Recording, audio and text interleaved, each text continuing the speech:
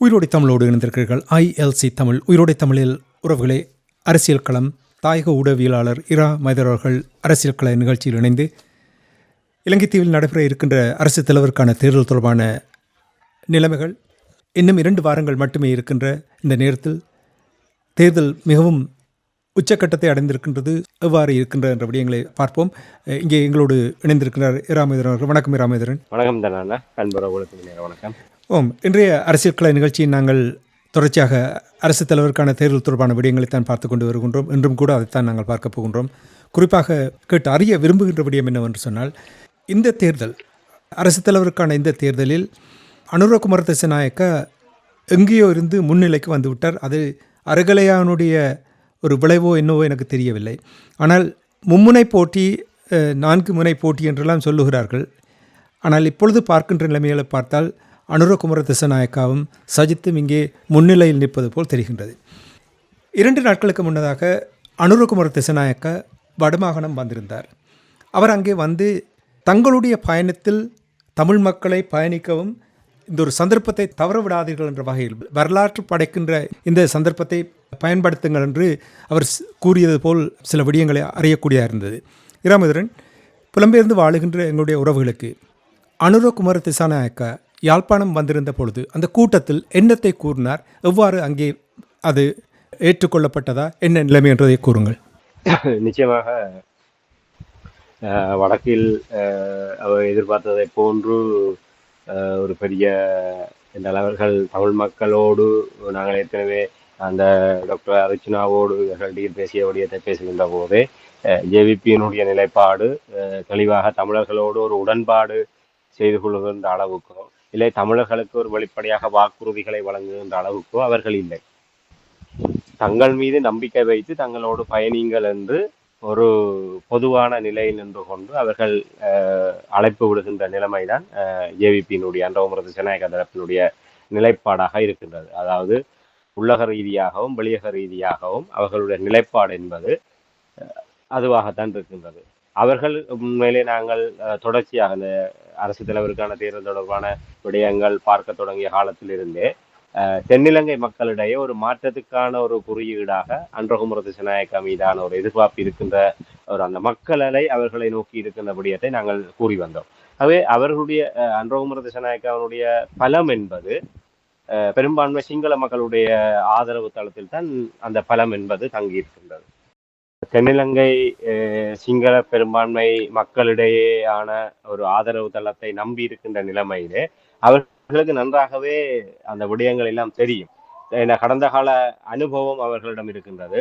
அவர்கள் ஒரு அரசியலிலே புதிய ஒரு சக்தியாக அவர்கள் மேலெழுந்து வந்தாலும் அவர்களும் ஒரு கணிசமாக ஒரு 3-4 தசாப்தங்களாக ஒரு அரசியல் ரீதியாக பயணித்து கொண்டிருப்பவர்கள். ஆகவே அவர்களுக்கு இந்த தென்னிலங்கையினுடைய நிலவரங்கள், அவர்களுடைய நாடி துடிப்பு அனைத்துமே அவர்கள் நன்றாக உணர்ந்தவர்களாக இருக்கிறார்கள். ஆகவே அவர்கள் விஷப்பரீட்சை செய்வதற்கு அவர்கள் தயாராக இல்லை. அவர்களுடைய முழு பலமும் 100% பலமுமே அந்த தனி சிங்கள பெரும்பான்மை மக்களுடைய ஆதரவை மட்டும். அவர்கள் ஒரு வார்த்தைக்கு வார்த்தை தங்களுடைய வெற்றி என்பது தனிய சிங்கள மக்களுடைய வெற்றியாக மட்டும் இருந்துவிடக்கூடாது, இலங்கையில் இருக்கின்ற சகல இன மக்களுடைய ஆதரவோடும் இந்த புதிய அரசாங்கம் அமைய வேண்டும் என்பதை நாங்கள் விரும்புகின்றோம் என்று அவர்கள் கூறினாலும் உள்ளார்ந்தமாக அவர்களுக்கு தெரியும் 100% சிங்கள மக்களுடைய ஆதரவை நம்பித்தான் அவர்கள் இந்த தேர்தலிலே களமிறங்குகின்றார்கள். அவர்கள் ஏற்கனவே பல தேர்தல்களை கண்டிருக்கின்றார்கள். 2019 கோட்டபாய ராஜபக்ச, சஜித் பிரேமதாச, அனுரகுமார திசாநாயக்கா என்கிற 3 முனை போட்டி நிலவியது. ஆகவே இப்போ இது அவர்களுக்கு புதிய களம் இல்லை. ஆனால் இப்போது கடந்த காலங்களிலே அவர்கள் ஒரு தரப்பாக போட்டியிட்டார்கள். இப்போது ஒரு அந்த ஒரு அந்த இருநிலை போட்டிகளிலே ஒரு முதன்மையாக பார்க்கக்கூடிய அளவுக்கு ஒரு அடுத்த இலங்கையினுடைய அரசியல் எதிர்காலம் என்று வருகின்ற போது ஒரு அலை அவர்கள் மீது திரும்பி இருக்கின்ற ஒரு நிலையிலே அவர்கள் இப்படியான நேரத்திலே விஷப்பரீட்சை செய்வதற்கு அவர்கள் தயாராக சொல்வார்கள். வெண்ணெய் திரண்டு வருகின்ற போது தாலியை உடைத்த கதையாக என்று. அப்படி அவர்கள் விஷப்பரீட்சை செய்வதற்கு அவர்கள் தயாராகவில்லை. இந்த நிலையில்தான் வடக்கை நோக்கியதாக ஒரு முக்கியமாக இன்னும் நீங்கள் குறிப்பிட்டதை போன்ற ஒரு 2 வாரங்கள் அண்மித்திருக்கின்றது. ஆகவே அவர்களை பொறுத்தவரையில் இப்போது நீங்கள் ஆரம்பத்தில் குறிப்பிட்டதை போன்று 4 முனை போட்டி, அதாவது ரணில், சஜித், அனுர, நாமல் என 4 முனை போட்டி இருந்தாலும் தற்போதைய நிலைமையின்படி சஜித்துக்கும் அனுரவுக்கும் இடையிலான போட்டி தான் இப்போது முதன்மையான ஒரு போட்டியாக இருக்கின்றது. ஆகவே அவர்களுக்கு இடையிலான போட்டியிலே தமிழ் பேசும் மக்களுடைய வாக்குகள் எவர் பக்கம் சாய்கின்றதோ அவருக்கு வெற்றி வாய்ப்பு உறுதிப்படுத்தப்படுகின்ற ஒரு நிலைமை இருக்குது. ஆகவே அவர்கள் வடக்கை நோக்கி எல்லோருமே அணி திரண்டு கொண்டிருக்கின்றார்கள். 2 தினங்களுக்கு முன்னர் அன்றகுமார திசாநாயக்க வந்திருந்தார். அவர் வந்ததுக்கு பிற்பாடு அவருடைய பொதுக்கூட்ட நிகழ்வுகள் முடிந்ததற்கு பிற்பாடு ஒரு ஊடக சந்திப்பு ஒன்றை நடத்தியிருந்தார். அந்த ஊடக சந்திப்பில் தான் பல விடயங்களை அவர் அங்கே பேசியிருக்கிறார். மிக முக்கியமாக அவர் கூறிய விடயம், நாடு ஒரு மாற்றத்துக்கு தயாராகிவிட்டது. அந்த மாற்றத்தின் மூலமாக தேசிய மக்கள் சக்தியோடு கைகோர்ப்பதற்கு நாட்டு மக்கள் தயாராகிவிட்டார்கள். ஆகவே இந்த சந்தர்ப்பத்திலே தமிழ் மக்கள் இந்த நாட்டு மக்களுடைய அந்த முடிவுக்கு எதிராக வாக்களித்து எதிராக செயல்பட்டு வரலாற்று தவறை இழைத்து விடக்கூடாது என்ற வகையிலே வடக்கு மக்களை நோக்கி அவர் ஒரு ஒரு ஆலோசனை கூறுவதை போன்று கூறியிருக்கிறார். அவர் கூறுகின்றார் என்ன, ஒட்டுமொத்தமாகவே நாடு தேசிய மக்கள் சக்தியிடம் அதிகாரத்தை கையளிப்பதற்கு தயாராகிவிட்டது. ஆகவே தமிழ் மக்களும் இந்த சந்தர்ப்பத்திலே ஒரு எதிராக அந்த முடிவுக்கு எதிராக செயல்பட்டு வரலாற்று தவறை இழைத்து விடக்கூடாது. ஆகவே தங்களோடு கைகோர்த்து தேசிய மக்கள் சக்தியினுடைய புதிய ஒரு ஆட்சி மாற்றம் அதிகார மாற்றத்திலே தமிழ் மக்களும் ஒரு பங்குதாரராக மாற வேண்டும் என்கின்ற ஒரு விடயத்தை கூறியிருக்கின்றார். ஆகவே இதிலே ஏற்கனவே நீங்க குறிப்பிட்டதை போன்று பலரிடம் பல மயக்கங்கள் இருக்கின்றது. அன்றகுமார திசாநாயக்கா இப்படியாக அவர்கள் கூறிய அந்த செய்தியானது இங்கே முன்னிலைப்படுத்தப்படுகின்ற போது மேலும் மக்களிடையே ஒரு குழப்பங்களை ஏற்படுத்தக்கூடிய வாய்ப்புகள் இருக்கின்றது. அதே நேரத்திலே விக்னேஸ்வரன் அவர்கள் அண்மையில ஒரு கருத்தை கூறியிருந்தார். அன்றகுமார திசாநாயக்கா ஜனாதிபதியாக தெரிவு செய்யப்படுகின்ற ஒரு நிலைமை வருமாக இருந்தால் ஊழல்வாதிகளை, இந்த ஊழல் மோசடியாளர்களை நிச்சயமாக அவர் ஒரு தண்டிக்கக்கூடிய ஒரு நிலைமை இருக்கின்றது. அதை மறுத்து விட முடியாது. ஆனால் பொருளாதார ரீதியாக இந்த நாடு சந்தித்திருக்கின்ற இந்த நெருக்கடியில் இருந்து நாட்டை மீட்கின்ற வல்லமை அவரிடம் இல்லை. ஏனென்றால் வெளிநாட்டு கடன்களை பெற்றுத்தான் இந்த நாட்டை இந்த நெருக்கடியிலிருந்து மீட்க முடியும் என்கின்ற ஒரு நிலைமை தான் இருக்கின்றது. அன்றகுமார திசாநாயக்கா ஜனாதிபதியாக தெரிவு செய்யப்படுவதாக இருந்தால் அமெரிக்கா உள்ளிட்ட தரப்பிடம் இருந்து அவருக்கு எந்த ஒத்துழைப்புகளும் கிடைப்பதற்கான வாய்ப்புகள் இல்லை. அவர் சீனாவை நம்பித்தான் அவர் செயல்பட வேண்டிய ஒரு நிலைமை இருக்கின்றது. ஏற்கனவே சீனாவிடம் பெற்ற கடனுக்குள் நாடு மூழ்கி போயிருக்கின்றது. மேலும் சீனாவுடன் கடன் பெறக்கூடிய ஒரு நிலைமை வருமாக இருந்தால் அது உண்மையிலே இந்த பிராந்தியத்துக்கு நாட்டுக்கும் நல்லதல்ல, இந்த பிராந்தியத்துக்கும் ஒரு ஒரு அமைதியின்மையை ஏற்படுத்தும். அதாவது மீளவும் சீனாவினுடைய கடன் பொறிகள் இலங்கை சிக்குமாக இருந்தால் இலங்கை தீவை மையப்படுத்தி இருக்கின்ற அந்த பூகோள அரசியலின் அடிப்படையிலே ஒரு இலங்கையை மையப்படுத்திய அந்த பிராந்திய அரசியல் என்பது ஒரு அமைதியின்மையை ஏற்படுத்தும். ஆகவே அன்றகுமார திசாநாயக்கா மீளவும் அவர் ஜனாதிபதியாக தெரிவு செய்யப்படுவாராக இருந்தால் ஒரு பிராந்தியத்திலே ஒரு பதட்டமான நிலைமை ஏற்படும் என்ற ஒரு கருத்தை விக்னேஸ்வரன் அவர்கள் அண்மையில கூறியிருந்தார். அதற்கு பதிலளிக்கின்ற வகையிலே அன்றகுமார திசாநாயக்கா கூறியிருந்தார், விக்னேஸ்வரனுடைய கருத்தை தமிழ் மக்களை கேட்பதில்லை. அப்படி இருக்கின்ற போது நான் எதற்கு அதை பற்றி கவலைப்பட போகின்றேன், அதை பற்றி தனக்கு எந்த விதத்திலுமே ஒரு கவலை இல்லை என்பதாக அவர் கருத்தை கூறியிருக்கின்றார். அதே அங்கே ஒரு கேள்வி எழுப்பப்பட்டது, போர்க்குற்றவாளிகளை நாங்கள் கூட ஒரு நிகழ்ச்சியிலே பார்த்திருந்தோம். அவருடைய தேர்தல் விஞ்ஞாபனத்துக்கு பின்னர் அவர் ஒரு நேர்காணலிலே ஊடக நேர்காணலின் போது அவர் கருத்து தெரிவிக்கின்ற போது போர்க்குற்றவாளிகளை தங்களுடைய அரசாங்கம் ஒருபோதும் தண்டிக்காது என்ற ஒரு விடயத்தை அவர் அங்கே கூறுகின்றார். அது பலத்த சர்ச்சைகளை, அதாவது தமிழ் தரப்பிடம் இருந்து அவர் தொடர்பாக ஒரு சிறிய நம்பிக்கை வைத்திருந்த தமிழ் தரப்பிடமும் அந்த செய்தியானது ஒரு பெரிய ஒரு ஏமாற்றத்தை அளிக்கக்கூடியதாக இருந்தது. ஆகவே அதை சமன் செய்கின்ற வகையிலே யாழ்ப்பாணத்தில் வைத்து அந்த கருத்தை கூறியிருந்தார். தாங்கள் கூறியது அவர்களை நாங்கள் தண்டிக்க மாட்டோம் என்ற அல்ல, அது நீதிமன்றத்தினுடைய விடயம். நீதிமன்றத்தினுடைய விடயத்திலே நாங்கள் தலையிட முடியாது. போர்க்குற்றம், தமிழ் மக்களுக்கு எதிராக போர்க்குற்றங்கள் இழைக்கப்பட்டால் அது தொடர்பாக சம்பந்தப்பட்டவர்களை நீதி முன்னால் நிறுத்துவதற்குரிய நடவடிக்கைகளை நாங்கள் மேற்கொள்ள தயாராக இருக்கின்றோம். ஆனால் அவர்களை தண்டிப்பதா இல்லையா என்பது அது நீதிமன்றத்தினுடைய கடப்பாடு. ஆகவே அந்த நீதிமன்றத்தினுடைய விடய சுயாதீனத்தன்மையிலே நாங்கள் தலையிட முடியாது. அந்த அடிப்படையில் தான் நாங்கள் கூறுவோம் என்பதாக அவர் கூறினார். இது உண்மையிலே ஒரு சமாளிப்பு. என்றால் அவர்கள் நிச்சயமாக தமிழ் மக்களுடைய நாடி துடிப்பை அறிந்திருப்பார்கள். அந்த கருத்துக்கு பின்னர் தமிழ் தரப்பிடமிருந்து அவருக்கு மிகப்பெரிய ஒரு அந்த நாடி துடிப்பானது வேறு விதமான ஒரு செய்தியை தான் அவருடைய தொடர்புகள் மூலமாக அறிந்திருக்கக்கூடும். ஆகவே அதை எப்படியாவது சரி செய்ய வேண்டும் என்பதற்காக ஒரு சமாளிப்புக்காக இந்த விடயத்தை கூறியிருக்கின்றார். உங்களுக்கு தெரியும், நீதிமன்றத்துடைய சுயாதீனத்தன்மையிலே தலையிட முடியாது என்று சொன்னால் கோட்டபாய ராஜபக்ச ஜனாதிபதியாக இருந்தபோது மிருசுவிலே 9 தமிழர்கள் அங்கே கூட்டாக படுகொலை செய்யப்பட்டு அவர்கள் அங்கே புதைக்கப்பட்டார்கள். சாட்சியத்தோடு அந்த கொலை சம்பவத்தோடு, அந்த படுகொலை சம்பவத்தோடு தொடர்புடைய இராணுவ அதிகாரி ஒருவர் நீதிமன்றத்தால் மரண தண்டனை விதிக்கப்பட்டது. என்ன நடந்தது? நீதிமன்றம் தண்டனை விதித்தது. கோட்டபாய ராஜபக்ச ஜனாதிபதியாக இருக்கின்ற போது பொது மன்னிப்பு அடிப்படையில் அவரை விடுவித்தார். அப்போது இப்ப இவர் நாளைக்கு வந்து அதை செய்ய மாட்டார் என்பதற்கு என்ன உத்தரவாதம் இருக்கின்றது? நீதிமன்றம் தண்டிக்கிறது வேறை. அரசியலமைப்பு ரீதியாக ஒரு அரசு என்ற வகையிலே நீங்கள் என்ன செய்ய போகின்றீர்கள் என்பது தமிழ் மக்களுக்கு நிச்சயமாக சொல்லப்பட வேண்டும். என்றால் தமிழ் மக்களுடைய கடந்த கால பொறுப்பு கூறல் என்பது இந்த விடயங்களை நிச்சயமாக நாங்கள் கடந்து சென்று விட முடியும். அவர் மிக தெளிவாக அன்றைய தினம் சொல்லியிருந்தார். தமிழ் மக்கள் அவர் இப்போது இதை சமாளிப்பதற்காகத்தான் கூறுகின்றார் என்பதை நாங்கள் அன்றைய நிலைப்பாட்டை நாங்கள் மீள கூற முடியும்.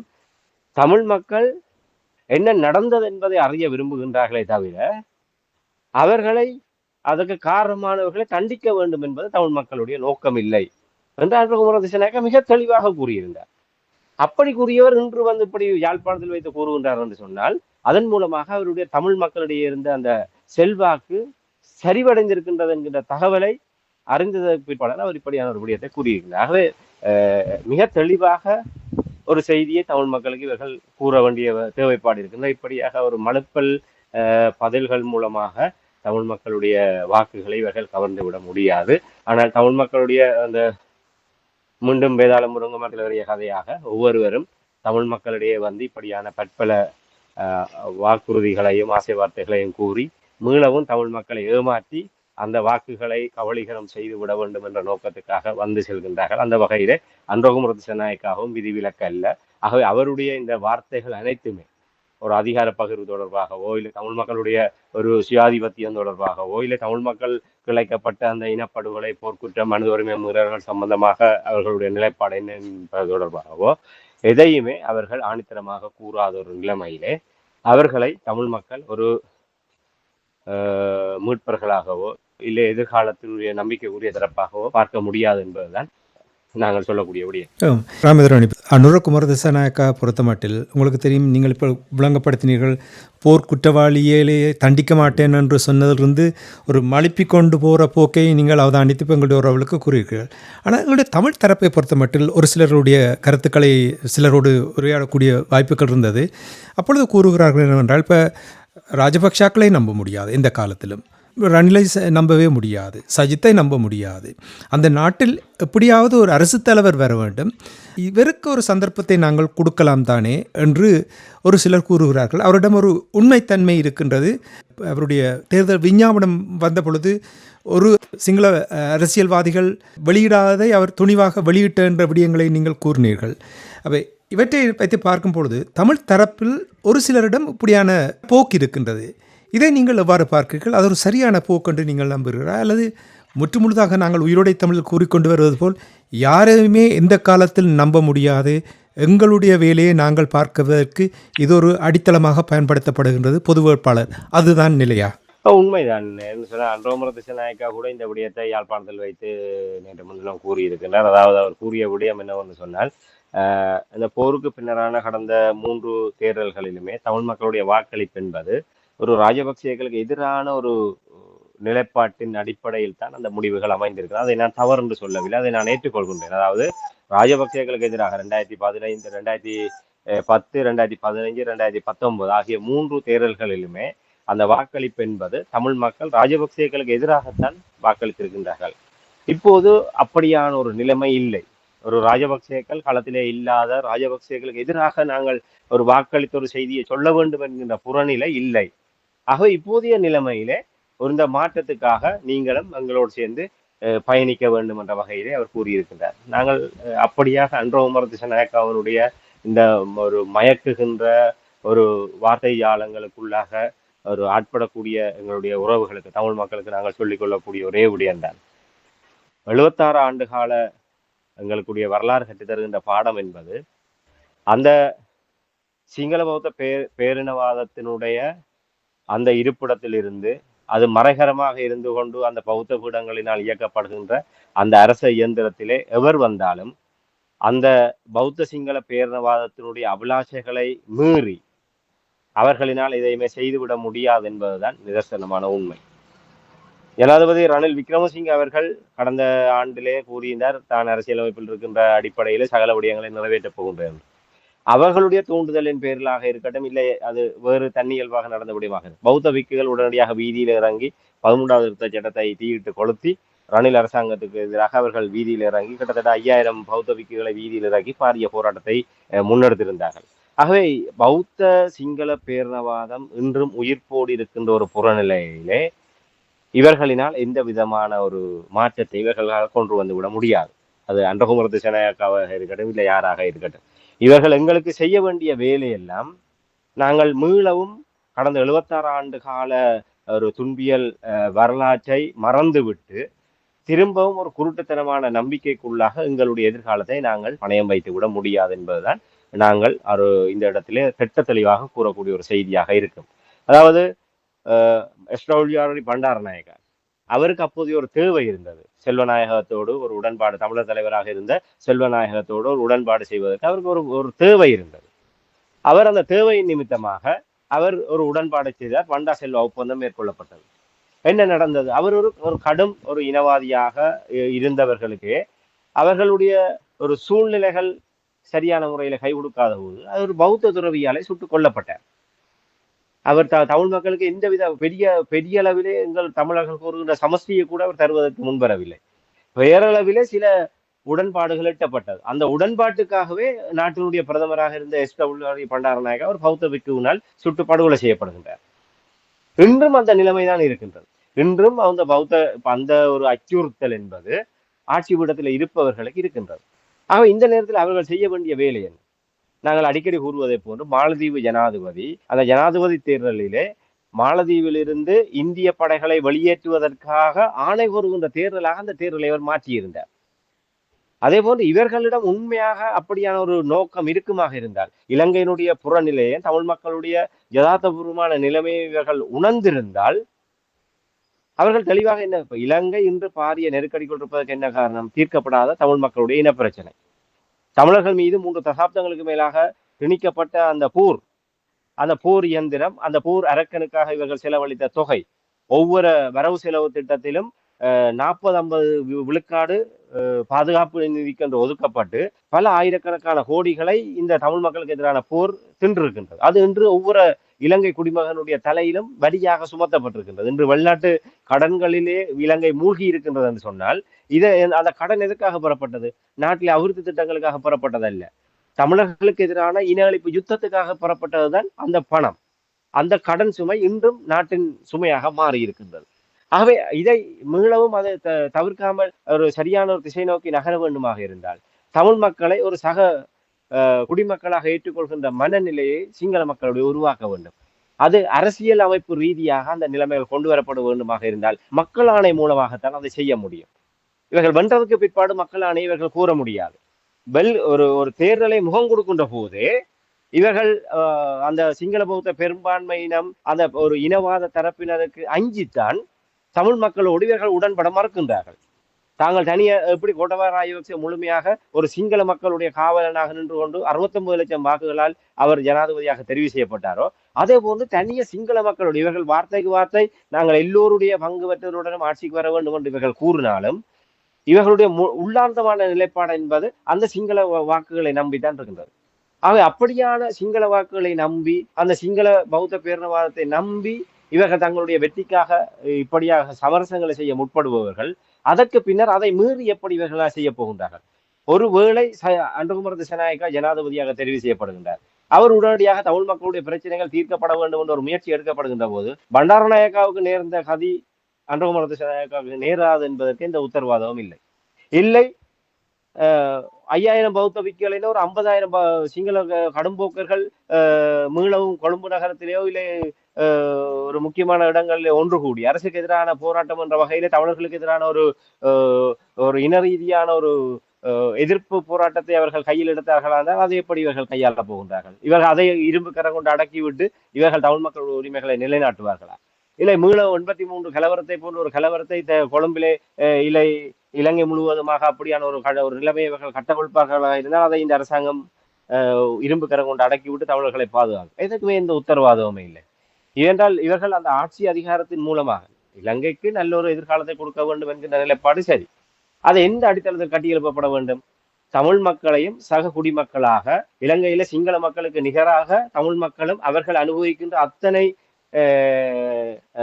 உரிமைகளையும் அத்தனை விடயங்களையும் தமிழ் மக்களுக்கும் உரித்தானது என்கின்ற ஒரு யதார்த்தத்தை ஏற்றுக்கொண்டு ஒரு சமத்துவமாக பயணிக்கின்ற நிலைமையில் தான் இலங்கையை நாங்கள் ஆரோக்கியமாக ஒரு எதிர்கால ஒரு நிலையை நோக்கி நகர்த்த முடியும்.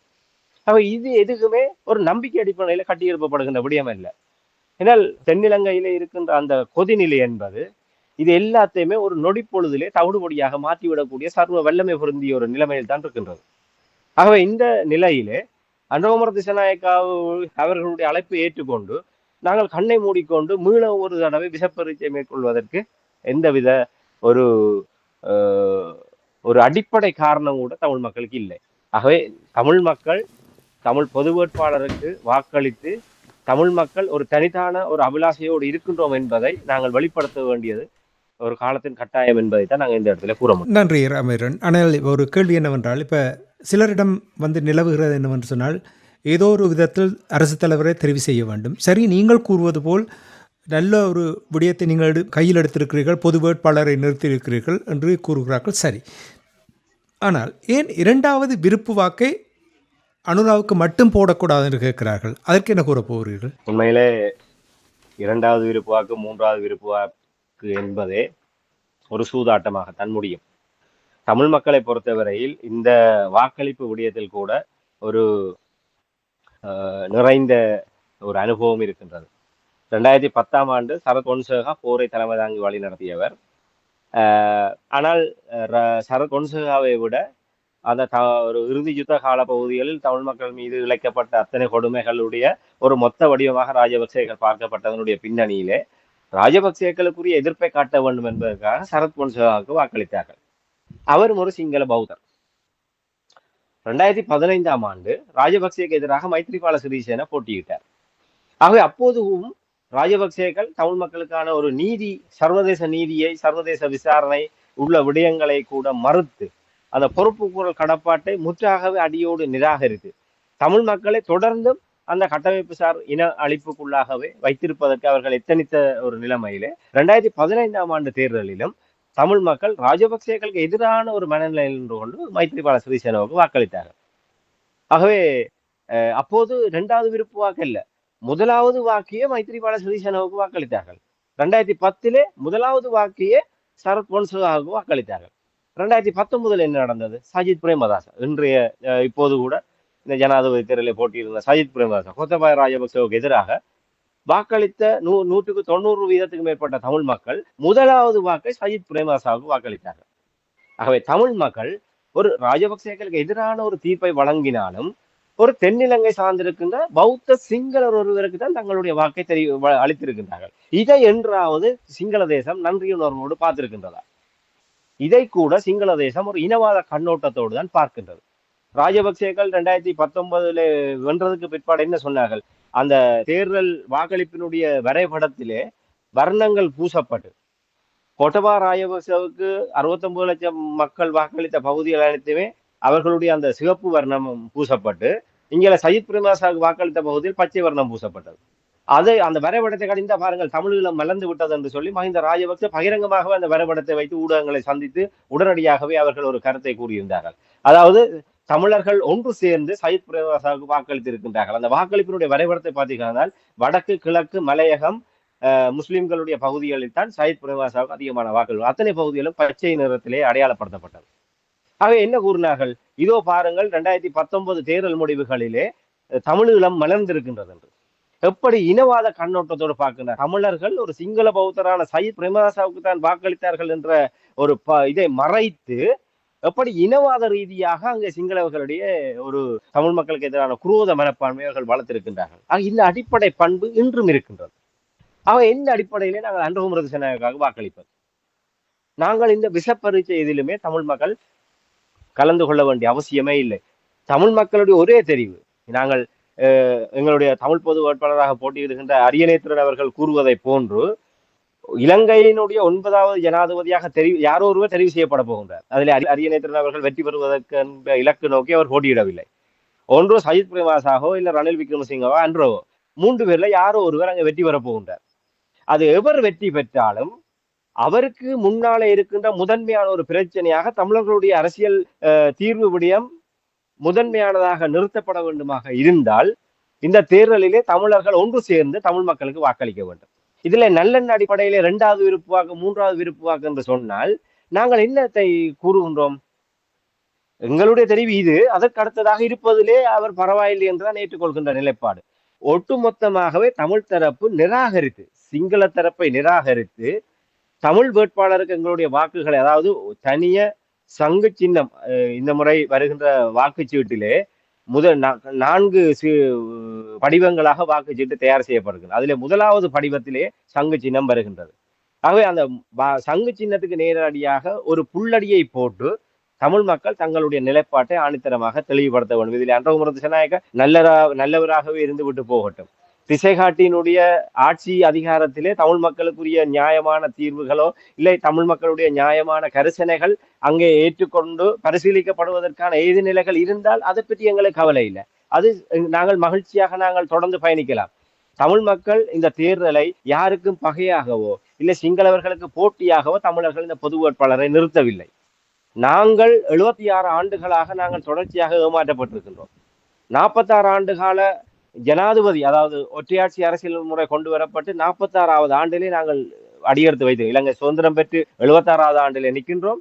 அதே போன்று ஒரு ஒரு குடியரசாக இலங்கை சோசியலிச குடியரசாக ஒற்றையாட்சி அரசியலமைப்பு யாப்புகள் கொண்டு வரப்பட்டு இன்று 46வது ஆண்டை எதிர்நோக்கி இருக்கின்றோம். ஆக எப்படி பார்த்தாலும் இந்த 76 ஆண்டுகளிலே நாங்கள் இலங்கை ஆட்சியாளர்களா தமிழ் மக்கள் மீள நம்பி ஏமாற்றப்பட்டதோடு மட்டுமல்லாமல் அந்த ஏமாற்றப்பட்டதனுடைய விளைவாக நாங்கள் இன்று ஒரு அரசியல் நெருக்கடி மிகுந்த சூழ்நிலையில வந்திருக்கின்றோம்.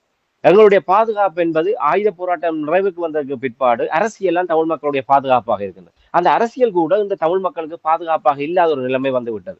இன்று வடக்கு கிழக்கிலே 2004ஆம் ஆண்டு தமிழீழ விடுதலை புலிகள் அமைப்பு பலமோடு இருந்த போது 22 நாடாளுமன்ற உறுப்பினர்கள் வடக்கு கிழக்கிலே தமிழ் மக்களுடைய வாக்களிப்பின் மூலமாக தமிழ் தேசிய கூட்டமைப்புக்கு புறப்பட்டார்கள்.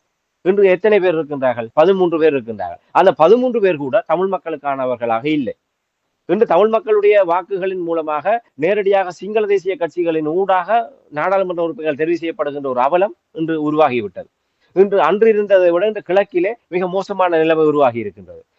பிள்ளையான், கருணா, வியாழேந்திரன் என பல சக்திகள் அங்கே தனித்தனியாக அரசியல் ரீதியாக பலம் பெற்றிருக்கின்றன. ஆக இப்படியான ஒரு நிலைமையிலே எப்படி நாங்கள் தமிழ் மக்களை தேசமாக அணிதிரட்டுவது?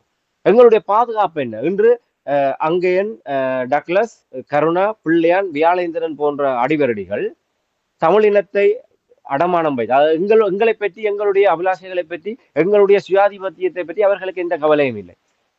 இன்று ஸ்ரீலங்கா சுதந்திர கட்சியில் இருந்த அங்கேயன் மிக ஒரு மாதத்துக்கு முன்னதாக சயித் பிரேமதாசாவோடு வலம் வந்தவர் பார் லைசன்ஸ்களை பெற்றுக்கொண்டு அதற்கான அனுமதி பத்திரங்கள் ரணில் விக்ரமசிங்க அரசாங்கத்தால் கைமாற்றப்பட்டவுடன் இன்று ரணில் பக்கம் போய் நிற்கின்றார். சிந்தித்து பாருங்கள். இவர்களுக்கு தேவை தங்களுடைய பொருளாதார நலன்களும் தங்கள் சம்பாத்தியங்களும். இப்படித்தான் ஒவ்வொருவர் தமிழ் மக்களுடைய அந்த ஆணையை வைத்துக்கொண்டு தமிழ் மக்களை விற்று பிழைப்பவர்களாகத்தான் இவர்கள் இருக்கின்றனர். ஆக இப்படியாக அரசியல் பாதுகாப்பு என்பது எங்களுக்கு இல்லை. இப்போது கூட நாங்கள் அதுக்காக 13 பேரையும் உத்தமர்களாக நாங்கள் கொண்டாடக்கூடிய நிலைமையில் இல்லை. அந்த தமிழ் தேசிய பரப்பில் இருக்கின்ற கட்சிகளுக்கு ஒரு நெருக்கடி உருவாகி இருக்கின்றது. தமிழ் தேசிய பொது கட்டமைப்பு என்கின்ற ஒரு பொது நிலையிலே ஒரு நெருக்கடி அவர்களுக்கு உருவாக்கப்பட்டிருக்கின்றது.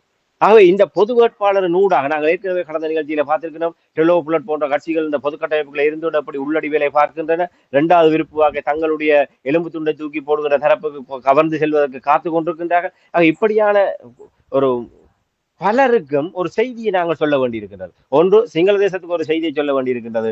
இதுவரை காலமும் தமிழ் மக்களை ஏமாற்றியதை போன்ற இனியும் ஏமாற்றிவிட முடியாது.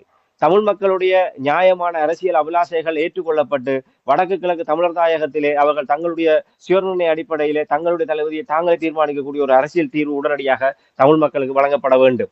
இதுதான் தென்னிலங்கைக்கு சொல்லப்படுகின்ற செய்தி. சர்வதேசத்துக்கு சொல்லப்படுகின்ற செய்தி, உங்களை நம்பி நாங்கள் ஏமாந்து விட்டோம். 2015 அமெரிக்கா உள்ளிட்ட தரப்பினரால் தான் தமிழ் தேசிய கூட்டமைப்பிலே சுமந்திரன் உள்ளிட்டவர்களை விலைக்கு வாங்கப்பட்டு இந்த நல்லாட்சி அரசாங்கத்துக்கு நிபந்தனையற்ற முறையில் ஒரு ஆதரவு வழங்கப்பட்டது. என்ன நடந்தது? எதுவுமே இல்லை. ஆக இப்படியான ஒரு நிலைமையிலே நாங்கள் எல்லா தரப்பாலும் சர்வதேசம் கூட இப்போது என்ன சொல்கின்ற இந்தியா உள்ளிட்ட நாடுகள், நீங்கள் இதிலே ஆட்சியிலே பங்கெடுக்காவிட்டால் நாங்கள் அவர்களிடம் பேசுகின்ற உரிமை இழந்து விடுவோம் என்று பேசி பேசி நீங்கள் என்னத்தை கிழித்தீர்கள்? இந்த தமிழ் மக்களுடைய கோமணம் தான் மிஞ்சி இருக்கின்ற நிலைமையில் தான் தமிழர்களை கொண்டு வந்து விட்டிருக்கின்றார்கள். சிங்கள தேசத்துக்கு ஒரு செய்தியை சொல்ல வேண்டியிருக்கிற முதல்ல எங்களுடைய பிரச்சனை தீர்க்கப்பட வேண்டும், சர்வதேசத்துக்கு சொல்ல வேண்டும். இனிமேல் தமிழ் மக்களுடைய நியாயமான பிரச்சனைகளை நீங்கள் கையிலே எடுத்து அதற்குரிய தீர்வைக்கான உளப்பூர்வமாக நீங்கள் செயல்பட்டால் மட்டும்தான் சர்வதேசத்தோடும் இணைந்து செயல்பட தமிழ் மக்கள் தயாராக இருக்கின்றோம். அதற்கு அடுத்ததாக எங்களுடைய தமிழ் தரப்பினர், நீங்கள் ஒன்றுபட்டு ஒரு குடைக்கு கீழ் வந்தால்தான் நாங்கள் உங்களுக்கான ஆதரவையும் ஆணையம் வழங்குவதற்கு தயாராக இருக்கின்ற ஒரு செய்தியை தமிழ் தேசிய பரப்பில் இருப்பவர்களுக்கு நாங்கள் சொல்ல வேண்டியிருக்கிறது. ஆகவே ஒட்டுமொத்தமாக எங்களுடைய ஒரே தெரிவு என்பது, நாங்கள் 2வது விருப்பு வாக்கு 3வது விருப்பு வாக்கு என்கின்ற விடயத்துக்கு செல்வமாக இருந்தால் நாங்கள் சிங்கள தேசியத்துக்குள் கரைந்து சென்று விடுவோம். அதற்கு பின்னர் இப்படியாக தனித்துவமாக ஒரு செய்தியை நாங்கள் கூற முடியாது. இப்போது நாங்கள் ஒரு வரலாற்று நெருக்கடியில் இருக்கின்றோம். இந்த 2019 எங்களுடைய உறவுகள் தொடர்ச்சியாக எங்களுடைய நிகழ்ச்சி அவதானித்தா தெரியும். 2019 இதே விடயத்தை நாங்கள் ஆணித்தரமாக கூறுகின்றோம். 2019 தேர்தலிலே தமிழ் மக்களை இவர்கள் வழிநடத்த தவறுவார்களாக இருந்தால் அடுத்து வருகின்ற நாடாளுமன்ற தேர்தலிலும் உள்ளூராட்சி மன்ற தேர்தலிலும் மாகாண சபை தேர்தலிலுமே தென்னிலங்கை கட்சிகளை சேர்ந்தவர்களோ இல்லை தமிழ் மக்களுக்கு எதிராக இருப்பவர்களோ இங்கே வெற்றி பெற்று தமிழ் தேசியம் என்பது சிதைவடைகின்ற ஆபத்து இருக்கின்றது. ஆகவே 2019 தேர்தலை தமிழ் தரப்பு ஒன்றாக, அது ஆதரிப்பதாக இருக்கட்டும் எதிர்ப்பதாக இருக்கட்டும், அதை ஒருமித்து முடிவெடுத்து தமிழர்கள் தேசமாக வழி நடத்தப்பட வேண்டும். இல்லை என்று சொன்னால் தமிழ் தேசிய அரசியல் பாரிய நெருக்கடிக்குள்ளாகும் என்று நாங்கள் 2019க்கு முன்பிருந்தே கூறிக்கொண்டு வந்தோம். நடந்தது என்ன? 2020 தேர்தலிலே அங்கே ராமநாதன் 36,000 விருப்பு வாக்களை பெற்று ஒரு வெற்றிலை சின்னம், ஸ்ரீலங்கா சுதந்திர கட்சி என்கின்ற ஒரு சிங்கள தேசிய கட்சியினுடைய வெற்றிலை சின்னத்திலே போட்டியிட்டு யாழ் மாவட்டத்திலே அதிகூடிய விருப்பு வாக்களோடு அங்கே ராமநாதன் வெற்றி பெறுகின்ற நிலைமை ஏற்பட்டது. இதை நாங்கள் 2019 சுட்டிக்காட்டியிருந்தோம். இன்று 5 ஆண்டுகள் ஆகிவிட்டது. அதே நிலைமை மிக மோசமான நிலைமையை நோக்கி இன்னும் வந்திருக்கின்றது. ஆகவே நாங்கள் எங்களுக்கு அரசியலான் பாதுகா, இந்த அரசியலும் எங்களுக்கானதாக இல்லை என்று சொன்னால் மிக விரைவாகவே எங்களுடைய வடக்கு கிழக்கு தமிழர் தாயகம் என்பது கபலீகரம் செய்யப்பட்டு இப்போது மறைமுகமாக நடைபெறுகின்ற விடயங்கள் எல்லாம் நேரடியாகவே நடைபெற்று எங்களுடைய வீதிகள் தோறும் பௌத்த விகாரைகள் அமைக்கப்பட்டு தமிழர்கள் ஒரு வந்தேறிகள் என்கின்ற ஒரு நிலைமையை கொண்டு வந்து இந்த மலையக மக்கள் எப்படி குடியுரிமை அவர் அரசியல் உரிமைக்காக போராடுகின்றார்களோ இந்த இலங்கையினுடைய பூர்வ குடிகளாக இருக்கின்ற தமிழ் மக்களுக்கும் அந்த ஒரு நிலைமை வந்துவிடும். நாங்கள் இந்த 2024 தேர்தலிலே தமிழ் மக்கள் எங்களுடைய தலைவிதியை நாங்கள் தீர்மானிக்க போகின்ற தேர்தலாகத்தான் இந்த தேர்தல் அமைந்திருக்கிறது. ஆகவே இதிலே நாங்கள் 2வது விருப்பு வாக்கு 3வது விருப்பு வாக்கு ஒப்பீட்டளவிலே அந்த எரிகிற தணலிலே எது தணல் குறைவாக இருக்கின்ற கொல்லி என்று எடுத்து நாங்கள் மண்டையை சொறிவதற்கு நாங்கள் அந்த விஷ பரீட்சையிலே நாங்கள் செய்ய முடியாது. ஆகவே ஒட்டுமொத்தமாகவே எல்லோருக்குமே நாங்கள் ஒரு செய்தியை சொல்லக்கூடியதாக, சங்கு சின்னத்துக்கு தமிழ் மக்கள் தங்களுடைய வாக்கை செலுத்தி தமிழ் மக்கள் ஒரு குடைக்கு கீழாக நிற்கின்றோம். தமிழ் மக்களுடைய விடயங்கள் எவர் கையில் எடுத்து சிதைக்க முற்பட்டாலும் அவர்களுக்கு எதிராக தமிழ் மக்களுடைய வாக்கு, இதுவரை காலம் ராஜபக்சேக்களுக்கு எதிராக கையில் எடுக்கப்பட்ட வாக்கு என்கின்ற துருப்புச்சீட்டு தமிழ் மக்களுடைய உரிமைகளை விலை பேசுகின்ற அனைவருக்கும் எதிராக பயன்படுத்தப்படும் என்கின்ற ஒரு எச்சரிக்கையை தமிழ் மக்கள் வழங்காவிட்டால் தமிழ் மக்களுடைய எதிர்காலம் என்பது தந்தை செல்வா கூறினார் 70 பிற்பகுதிகளிலே தமிழ் மக்களை கடவுள்லாம் காப்பாற்ற வேண்டும் என்று. இந்த 2024 தேர்தலிலே தமிழ் மக்கள் தமிழ் பொது வேட்பாளருக்கு பின்னால் அணிதிரளாவிட்டால் கடவுள் மனமிறங்கினால் கூட தமிழ் மக்களை காப்பாற்ற முடியாது என்பதுதான் துயரமான நிலைமை. ரமேந்திரன், எனக்கு நிறைய பிடிச்சிருக்கிறது என்னவென்று சொன்னால், நீங்கள் கூறிய ஒரு முக்கியமான விடயத்தை கூறி, அதாவது இந்த தேர்தலில் தமிழ் பொது வேட்பாளர் நிற்பது பகைமையை ஏற்படுத்துவதற்காக இல்லை, எந்த சிங்கள அரசியல் தலைவருக்கு அவர்களுக்கு போட்டியாக நிற்கவில்லை என்பது இதை வெளிப்படுத்துகிறீர்கள். மற்றது நமக்காக நாம் என்று அவர்கள் கூறினார்களே, அதைத்தான் நீங்கள் இன்னுமொரு விதத்தில் எங்களுடைய உறவுகளுக்கு கூறியிருக்கிறீர்கள். நாங்கள் பகையாக அவர்களோடு நின்று போட்டியிடவில்லை, நமக்காக நாம் அந்த நாட்டில் மண், எங்களுடைய இறமை, எங்களுடைய மக்கள், அதை நாங்கள் பாதுகாக்க வேண்டுமென்றால், நாங்கள் ஒரு தனி இனமாக வாழ வேண்டுமென்றால் அவ்வாறாக எங்களுடைய நடத்தைகள் இருக்க வேண்டும் என்பதை மிகவும் சிறப்பாக எங்களுடைய உறவுகளுக்கு நீங்கள் அதை எடுத்து காட்டியிருக்கிறீர்கள். ஏன் ஒரே ஒரு வாக்குத்தான் போட வேண்டும், அது தமிழ் பொது வேட்பாளருக்காக இருக்க வேண்டும் என்று. இப்பொழுது இது ஆரம்பித்தால் நான் நினைக்கிறேன் குறுகிய காலத்தில் பெரியோரு வளர்ச்சியை பாதையை நாங்கள் கண்டுபிடிக்கலாம் என்று நம்புகிறேன். உயிரோடை தமிழோடு அன்பர்கள் இணைந்திருக்கிறீர்கள். அரசியல் கள நிகழ்ச்சியை கேட்டுக்கொண்டிருக்கிறீர்கள். தாயக ஊடகவியலாளர் இரா மேதர்கள் இணைந்து அரசு தலைவருக்கான தேர்தல் தொடர்பான விடயங்களை எங்களோடு பகிர்ந்து கொண்டிருக்கின்றார். இதுவரை நேரமும் அனுர குமர திசநாயக்கா அவர்களுடைய நிலைப்பாடுகள் தொடர்பான விடயங்களை தந்திருந்தார். ராமேந்திரன், நான் தொடர்ந்து ஒரு சில கேள்விகள் இருக்கின்றது. சஜித் பிரேமதாச தொடர்பாக நீங்கள் கடந்த வாரம் சுமந்திரன் அவர்கள் எவ்வாறு தந்திரமாக சிங்கள மக்களுக்கு ரணிலை ஒரு இனவாதி என்று காட்டுவதன் ஊடாக எப்படி அவருக்கு ஒரு ஆதரவை பெறுவது என்ற விடயத்தை மிகவும் சிறப்பாக நீங்கள் ஆய்வாக எங்களுடைய உறவுகளுக்கு கொண்டு வந்தீர்கள். உடனடியாகவே காற்றலையில் அன்பர்கள் இணைந்து கூறினார்கள், சிறப்பாக கூறினீர்கள், உண்மையான நிலைமைகளை எடுத்து வந்திருந்தீர்கள். நீங்கள் கூறிய அந்த விடயங்களை வைத்து பார்க்கும் பொழுது ராமேந்திரன், நான் ஏற்கனவே கூறியது போல் உறுதிப்படுத்தும் வகையில் சில சம்பவங்கள் நடந்திருக்கின்றது. அங்கேன் ராமநாதன், சஜித், சுமந்திரன் இவர்களுக்கு இடையில் ஒப்பந்தம், ஒரு டீல் ஒன்று நடந்திருப்பதாக கூறப்படுகின்றது. இது தொடர்பாக என்ன அவதானித்தீர்கள் என்று கூற முடியுமா?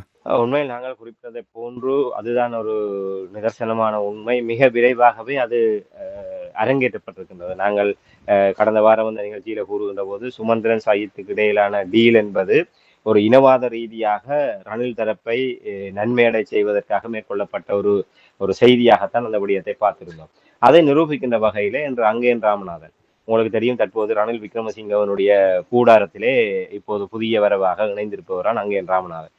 அவர் ஒரு விடயத்தை யாழ்ப்பாணத்திலே வைத்து ஒரு ஊடக சந்திப்பை நடத்துகின்ற போது உடனடியாக இதெல்லாம் சொல்லி வைத்து செயற்படுவதை போன்று இதெல்லாமே ஒரே ஒரே கூடாரத்திலே இந்த திரைக்கதை வசனங்கள் எழுதப்பட்டு கொண்டிருக்கின்றன. அதாவது ரணில் விக்ரமசிங்க, சுமந்திரன், அங்கேன் போன்றவர்களை இணைந்து சுமந்திரன் இப்படி ஒரு விடயத்தை செய்கின்ற போது அங்கேன் இந்த விடயத்தை பேச வேண்டும், சாணக்கியன் இந்த விடயத்தை பேச வேண்டும், டக்ளஸ் இந்த விடயத்தை பேச வேண்டும் என்பதாக அவர்களுக்கு சொல்லி வைத்து பேசுகின்ற விடயங்களாகத்தான் அரங்கேறிக் கொண்டிருக்கின்றன. அந்த வகையில் தான் நாங்கள் கூறியதை உடனடியாக அங்கேன் ராமநாதன் இங்கே கொளுத்தி போட்டிருக்கின்றார். அதாவது 13+ சுமந்திரன் சொல்லி இருக்கின்ற விடயம், சஜித் பிரேமதாசா 13+க்கு உடன்பட்டிருக்கின்றார்.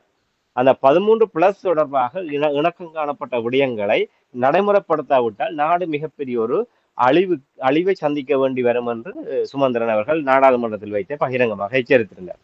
உடனடியாக அது தொடர்பாக கருத்து தெரிவித்த அங்கேன் ராமநாதன் 13+ என்றால் அதனுடைய எல்லை எது என்பதை சுமந்திரன் உடனடியாகவே நாட்டு மக்களுக்கு தெரியப்படுத்தப்பட வேண்டும். அதாவது தமிழீழம் என்பது கூட 13+ தான், சமஷ்டி என்றாலும் அது 13+ தான். ஈழம் அமைந்தால் கூட, அதாவது சஜித் சுமந்திரன் டீல் மூலமாக ஈழம் அமைந்தால் கூட ஒரு தமிழனாக, தமிழ் மகனாக நான் அதை மகிழ்ச்சியாக ஏற்றுக்கொள்கின்றேன். சமஷ்டி அடிப்படையிலாக ஒரு தீர்வு வந்தால் கூட அதை நான் மனப்பூர்வமாக ஏற்றுக்கொள்கின்றேன். ஆனால் அந்த 13+னுடைய எல்லை சமஷ்டியா ஈழமா என்பது தொடர்பாக இந்த டீலோடு சம்பந்தப்பட்டவர்கள் நாட்டு மக்களுக்கு வெளிப்படுத்தப்பட வேண்டும். இப்போது தெரியும்ன்றா பூனைக்குட்டி எவ்வளவு சீக்கிரமாக வெளிவந்து விட்டது என்று. இந்த ஒன்றே போதும். தென்னிலங்கையிலே இந்த தமிழ் ஊடகங்களே சமஷ்டியா ஈழமா டீலை வெளிப்படுத்த வேண்டும் அங்கேன் ராமநாதன் வலியுறுத்தல் என்று தென்னிலங்கை ஊடகங்கள் எப்படி இதை பூதாகரப்படுத்தி இருப்பார்கள்? சஜித் சுமந்திரன் டீல் ஈழம் அமைவது நிச்சயம் என்ற வகையிலோ ஏதோ ஒரு விதத்தில் அவர்கள் இப்படி ஒரு கதையை கொண்டு வந்தாலே தமிழ் மக்கள் சஜித் வென்றால் நாடு இரண்டாக பிளவுபட்டு விடும், சுமந்திரன் சஜித் டீலின் மூலமாக நாடு பிளவுபட போகின்றது என்ற ஒரு கருத்தை தென்னிலங்கையில விதைத்து விட்டாலே சஜித்தினுடைய வாக்குகளை சிதைத்து விட முடியும். இப்போது இருக்கின்ற நிலைமையில இருமுனை போட்டி தான் இருக்கின்றது. ரணில் விக்ரமசிங்கே இப்போது கூட 3வது இடத்தில் தான் இருக்கின்றார். இப்போது ஒரு அண்மையாக வந்த கருத்து கணிப்புகளில் கூட 20% கூட இன்னும் ரணில் விக்ரமசிங்க தொடவில்லை. 40%, 45% இடைப்பட்டதாக சஜித்துக்கும் அன்றகுமர திசநாயக்காவுக்கும் இடையே போட்டி நிலவுகின்றது. ஆக இந்த நிலைமையில சஜித் பிரேமதாசா தான் தமிழ் மக்களுடைய, அதாவது தமிழ் பேசும் மக்களுடைய வாக்குகளை அவர் பலமாக கொண்டிருக்கின்றார். அவருடைய அந்த இப்போதைய நிலைமையிலே சஜித் பிரேமதாசா கிட்டத்தட்ட ஒரு 42% 45% வாக்குகளை அவர் பெறுவார் என்று சில கருத்து கணிப்புகளில் சொல்லப்படுகின்றது. பெரும்பான்மையாக சஜித் பிரேமதாசாவுடைய ஆதரவாக காட்டப்படுகின்றது வடக்கு கிழக்கு மலையகம் மற்றும் புத்தளம் உள்ளிட்ட அந்த முஸ்லிம் மாவட்டங்களில் தான் சஜித் பிரேமதாசாவுக்கான ஒரு முன்னணி ஒரு பலமான ஒரு மாவட்டங்களாக அடையாளப்படுத்தப்படுகின்றது. ஆகவே அந்த சஜித் பிரேமதாசாவுக்கும் அன்றகுமர திசநாயக்காவுக்கும் உள்ள இடைவெளி என்பது தமிழ் பேசும் மக்களுடைய வாக்குகளாக காணப்படுகின்றது. ஆக அந்த வாக்குகளை சிதைத்து விட்டார். இல்லை, சஜித் பிரேமதாசாவுக்கு விழுகின்ற அந்த தென்னிலங்கை இனவாத தரப்பினருடைய வாக்குகளை குறைத்து விட்டால் அதை அனுரகுமர திசநாயக்காவுக்கு, ஏன்னா சஜித்தினுடைய வாக்குகள் அனுரவுக்கு செல்வதை விட அந்த இனவாத ரீதியாக பிரித்தெடுக்கப்படுகின்ற வாக்குகள் ரணில் விக்ரமசிங்கவுக்கு இல்லை நாமல் ராஜபக்சவுக்கு தான் அது செல்லக்கூடும். ஆகவே சஜித்தினுடைய பலத்தை குறைப்பது. அந்த தந்திரத்தின் அடிப்படையில் தான் இப்போது இந்த விடயம் முன்வைக்கப்படுகின்றது. இப்போது நாமல் ராஜபக்சே ஒரு திசை திருப்புகின்ற வேட்பாளராக களமிறக்கப்பட்டாலும் ஒரு முழுக்க முழுக்க ஒரு இனவாத ரீதியாக ஒரு சிங்கள பௌத்த பேரினவாதத்தினுடைய பாதுகாவலனாக எப்படி 2019 கோட்டபாய ராஜபக்சேவை முன்னிலைப்படுத்தினார்களோ இப்போது ரணில் விக்ரமசிங்கவை அங்கே முன்னிலைப்படுத்துகின்றார்கள். இந்த ரணில் விக்ரமசிங்கவனுடைய ஆட்சி மீளவும் அவருடைய கைகளில் அதிகாரம் இல்லாவிட்டால் மீண்டும் வரிசை யுகம் வரும் என்ற வகையிலும் பல்வேறு விதங்களிலே நாட்டு மக்களை அச்சுறுத்த தொடங்கிவிட்டார்கள். ஆகவே இப்போது ஒரு நாட்டு பொருளாதார ரீதியாகவும் பௌத்த சிங்கள பேரினவாதத்தினுடைய பாதுகாவலனாகவும் ரணில் விக்ரமசிங்கவை முன்னிலைப்படுத்துகின்றார். ஆகவே இப்போது இந்த சுமந்திரன் சஜித் தரப்பு சஜித்தை ஆதரிப்பதாக வெளிப்படுத்திய விடயத்தினுடைய பின்னணி தொடர்பாக இப்போது அங்கேயன் ராமநாதன் மட்டுமல்ல தென்னிலங்கையிலே பலரும் இந்த விடயங்களை பேச தொடங்கிவிட்டார்கள். இது ஒரு தென்னிலங்கையிலே பாரிய ஒரு பூகம்பத்தை ஏற்படுத்தி இருக்கின்றது. இந்த சுமந்திரன் தரப்பு தமிழரசு கட்சி சஜித்தை ஆதரிப்பதாக எடுத்த தீர்மானமும் அது தொடர்பாக சுமந்திரன் வெளிப்படுத்திய விடயமும் கடந்த நிகழ்ச்சியிலே நாங்கள் கூறியிருந்தோம். 2019 சஜித் சுமந்திரன் வவுனியாவில் வைத்து கூறினார், தமிழீழம் என்ற ஒரு சொல்லை தவிர சஜித் பிரேமதாசா ஜனாதிபதியாக தெரிவு செய்யப்படுவதாக இருந்தால் தமிழீழம் என்ற ஒரு சொல் இருக்காது, ஆனால் அதற்குள் இருந்த அத்தனை கட்டுமானங்களும் அத்தனை விடயங்களுமே அவர் நிறைவேற்றி தருவார். அந்த ஒரு சொல் தான் சயித் பிரேமதாசாவை தோற்கடித்து கோத்தபாய ராஜபக்சேவை ஜனாதிபதியாக்கியது. இப்போதும் இன்னும் 2 வாரங்கள் இருக்கின்றது. அவர் அந்த தேர்தல் அண்மிக்கின்ற ஒரு தருணத்திலே அதே போன்ற ஒரு கூற்றுக்களை சுமந்திரன் அவர்கள் வெளிப்படுத்தக்கூடும். அது ரணில் விக்ரமசிங்கவனுடைய ஏற்பாட்டின் அடிப்படையிலே ஏற்கனவே ரணில் ஒரு பொய்யர் என்றும் ஒரு இனவாதி என்றும் பகிரங்கமாகவே நாடாளுமன்றத்தில் வைத்து சுமந்திரன் கூறிவிட்டார்.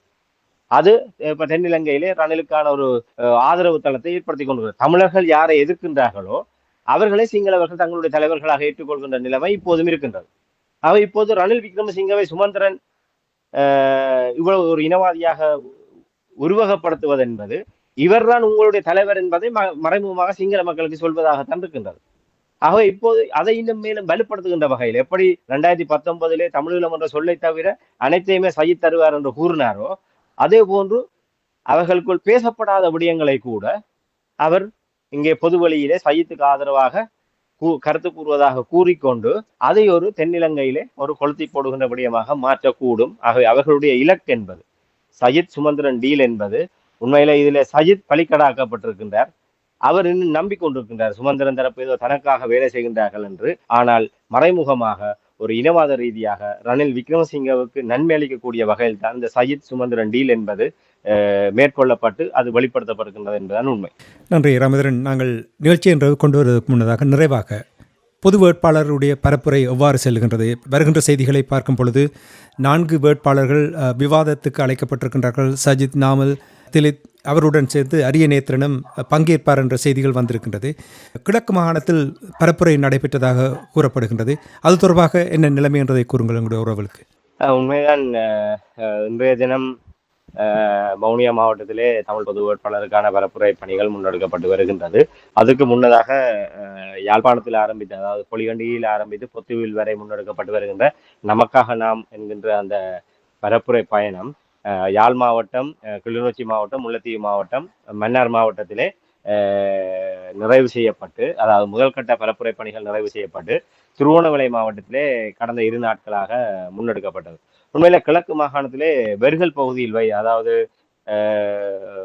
திருவோணமலை எல்லை பகுதியில வைத்து சிறப்பான ஒரு வரவேற்பு அங்கே வழங்கப்பட்டிருந்தது. திரியாய் பகுதியிலே ஒரு பெருமளவான இளைஞர்கள், உண்மையிலே அந்த திரியாய் பகுதி என்ற உண்மையை தமிழர்களுடைய ஒரு பிரதேசம் என்று ஒரு சிங்களவர்கள் அதிகமாக வாழ்கின்ற ஒரு பிரதேசமாக அது மாறி இருக்கின்றது. முல்லைத்தீவு மாவட்டத்திலிருந்து திருவோணமலை மாவட்டத்தை இணைக்கின்ற அந்த பகுதியாக இருக்கின்ற அந்த பகுதியிலே பெருமளவான ஒரு 2 சக்கர வாகனங்கள், முச்சக்கர வண்டிகள், கார், வேன் என பெருமளவான இளைஞர்கள் அங்கே சிவப்பு மஞ்சள் கொடிகளை தாங்கியவாறு வரிசையாக அங்கே ஒரு பேரணியாக காத்திருந்து அரியநேத்திரன் வரை கிழக்கு மாகாணத்துக்கு வரவேற்றிருந்தார்கள். அவ்வாறு வரவேற்றவர்கள் பேரணியாகவே அங்கிருந்து அழைத்து சென்று செல்லும் இடமெல்லாம் மக்கள் மிகப்பெரிய ஒரு உற்சாகமான வரவேற்பை அரியநேத்திரன் அவர்களுக்கு திருவண்ணாமலை மாவட்டத்திலே வழங்கியிருக்கின்றார்கள். இப்ப நாட்கள் மிக குறைந்த அளவிலே ஒரு ஒரு அடையாள ரீதியாக சில இடங்களிலே ஒரு மக்கள் பரப்புரை கூட்டங்களை நடத்தி கொண்டு ஒரு சில நகர்பகுதிகளிலே துண்டறிக்கைகளை விநியோகித்துக் கொண்டு அவர்கள் மிக விரைவாக 8 மாவட்டங்களையும் முதல் கட்ட பரப்புரைகளை முடித்து பின்னர் ஒரு மாபெரும் பொதுக்கூட்டங்களை நடத்துகின்ற ஏற்பாடுகள் முன்னெடுக்கப்பட்டு வருகின்றது. அந்த வகையிலே இப்ப கிழக்கு திருவோணமலையிலே 2 நாட்கள் பரப்புரை பணிகள் முன்னெடுக்கப்பட்டது.